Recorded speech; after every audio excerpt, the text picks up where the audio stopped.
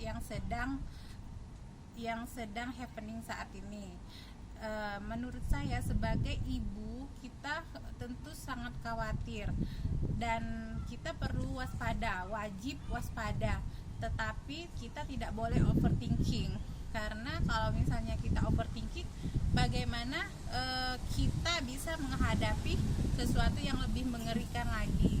Jadi kewaspadaan itu bisa kita lakukan dengan cara tetap menjaga kesterilan anak-anak kita, misalnya alat-alat makannya, terus lingkungannya, dengan cara tetap menerapkan protokol kesehatan, menjaga jarak, memakai masker.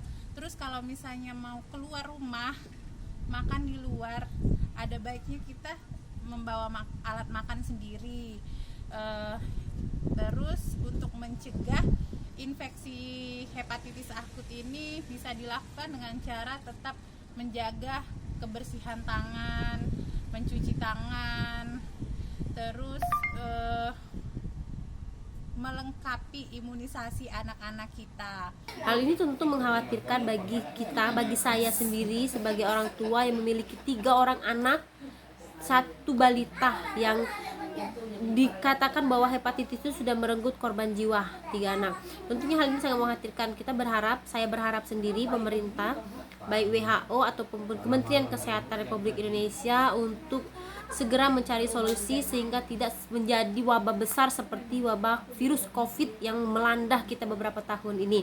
Saya sebagai orang tua melakukan pengecekan apakah anak saya Lira Kanita Najia sudah diimunisasi hepatitis atau belum. Yang kedua, saya mengedukasi anak saya agar ia tetap menggunakan masker, menjaga jarak, serta tidak menggunakan peralatan makanan dan minuman dengan sembarangan. Saya berharap penyakit hepatitis akut ini dapat diselesaikan dengan baik oleh pemerintah dan menemukan obat atau imunisasi atau vaksin untuk anak-anak kita. Semoga anak-anak di Indonesia ini tetap sehat dan terjaga kekebalan tubuhnya. Bagi ibu-ibu sekalian, ayo kita hindari virus ini dengan menjaga kewaspadaan kita, jangan abai dengan prokes.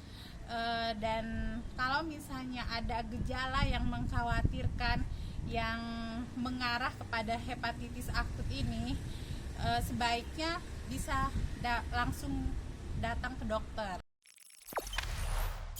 Jangan lupa subscribe, share, komen, dan like ya.